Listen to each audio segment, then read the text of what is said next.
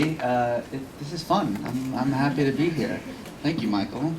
Michael forgot to mention that my real claim to fame is that my wife, Jessica Jackley, is your commencement speaker this year. Oh. That's how cool I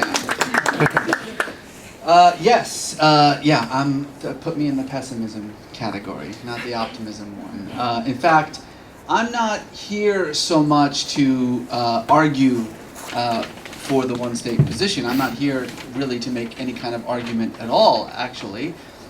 I'm here to state out loud and in public what everybody seems to already know, which is that the idea of a two-state solution, whereby a safe and secure Israel lives side by side with a economically viable and politically stable Palestine, is dead and buried. Actually, if I may paraphrase the great Tony Judd, the two-state solution isn't so much dead as it was murdered. And like any good murder mystery, there are plenty of culprits that we can point to.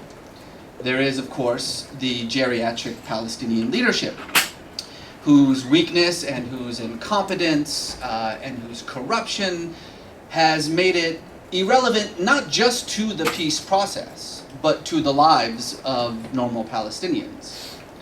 There's, of course, Hamas and its fellow militants, whose terrorist activities were designed to stop a two-state solution from becoming a reality, and the result of those actions is that the idea of a unified, contiguous Palestinian state is a joke at this point.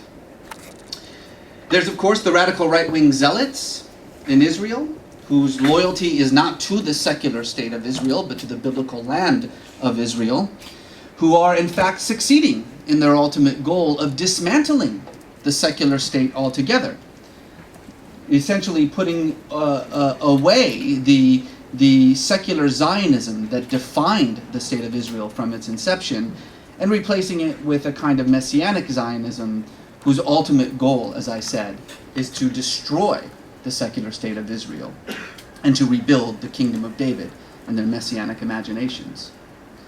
There's, of course, the zealots' allies, the far more powerful and far more radical Christian Zionists in the United States, for whom this conflict over land and resources has become, in the words of the esteemed senator from Oklahoma, James Inhofe, quote, a contest over whether or not the word of God is true. There's, of course, each successive Israeli government that has pandered to these groups, both the zealots in Israel and the zealots in the United States, that's pandered to them, and the current Likud government and the current prime minister in particular, who has made it abundantly clear, as explicitly clear as it could possibly be, that they have no intention whatsoever of ever allowing a Palestinian state. And please spare me the nonsense about Benjamin Netanyahu having, in theory, accepted the parameters of a Palestinian state. We all know that that's utter nonsense. The fact is that he has put such restrictions, such stipulations on his acceptance of a Palestinian state that even his late, dearly departed father, Ben Zion, admitted publicly that those stipulations were deliberately put in place to make the acceptance of a Palestinian state impossible by the Palestinian Authority. And then finally, and perhaps I think most culpable, is the United States, whose blind support of Israel has not only put an end to the possibility of a true peace process, but has destroyed its credibility on the international stage. And this particular president, who in my opinion is the single worst president when it comes to the Israeli-Palestinian conflict, far worse than any president all the way to Jimmy Carter, whose weakness, whose lack of courage, whose bending to the demands of the most despicable elements of the Israeli government, has again not only put an end to the peace process, definitively put an end to the peace process, but who has embarrassed the United States on the international stage. The point is that there's plenty of blame to go around, and there's plenty of arguments to be made one way or another. There are surveys and statistics and polls that I could sit here and cite all night long, arguing for one side of this argument or the other. But the truth is that there's only one statistic that actually matters. There's just one that actually makes any difference whatsoever. And it's this. In 1993, as Dr. Gelvin mentioned, when the Oslo Accords were signed, essentially laying out the framework for the two-state solution, there were 100,000 Israeli settlers living on the land designated as the future Palestine. 20 years later, there are now 600,000 Israeli settlers living on that land. And by the way, that number is accelerating, not decelerating. By some estimates, only about a quarter of the West Bank is now currently under direct Palestinian control. And as we just learned, the Israel Civil Administration just released its plans to annex another 10% of the West Bank for settlement expansion. Ladies and gentlemen, what I'm trying to say to you here is quite simply, there is nothing left that could conceivably be called Palestine. And of course, that was the whole point of the settlement process to begin with, to create so-called facts on the ground. In fact, one could argue, and I would be in this category, that that was the whole point of the peace process, was to essentially perpetuate the status quo under the guise of negotiating a solution.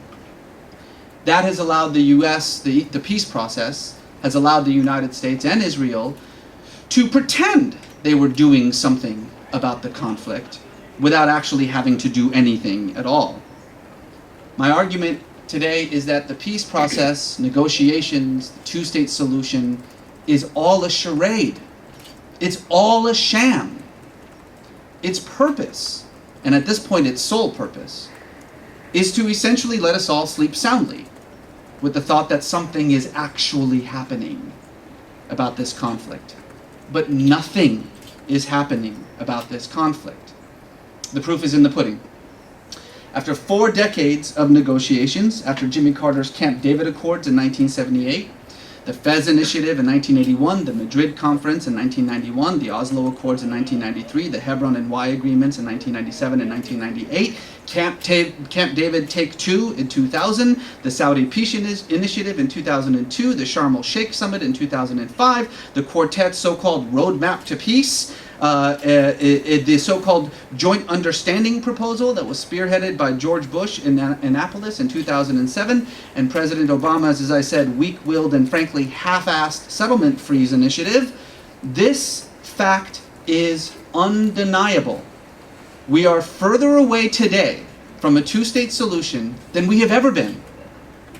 Oh yeah, the international community still goes about, mechanically the process of a peace process, of a process of negotiations. Not because they actually believe it'll lead to anything, it won't, but because, like an addict, they need to continue the illusion that the peace process is moving us towards something.